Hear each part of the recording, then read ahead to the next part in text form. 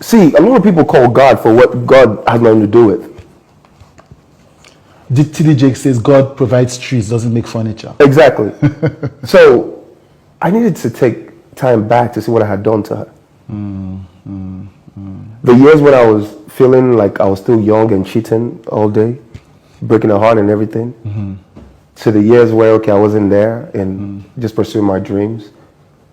But I forgot that this was a human being that was taking records. Yeah, yeah. And taking experiences of her life as well. So I became somebody that she didn't recognize anymore at some point, and I couldn't even call her to pick up the phone. And the same woman I had so much control over, I had no control over anymore because she outgrew me. You know what I mean? So to get that restored and to achieve that back, I needed to go back and start fresh. Detox and clear everything that I have done and seen. And you know, it's a process, man. Yeah.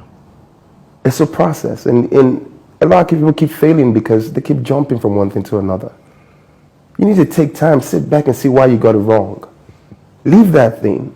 Take the pain. A lot of people don't want to start because they don't want to be seen starting from the bottom. Go back to the bottom. That's what happened to me.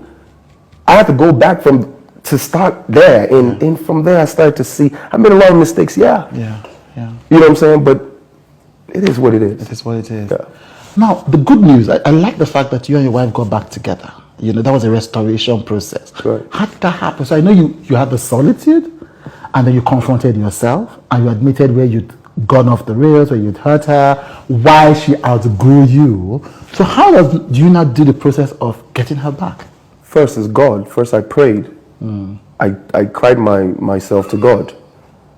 You know, I acknowledged everything I did wrong to God, not to her.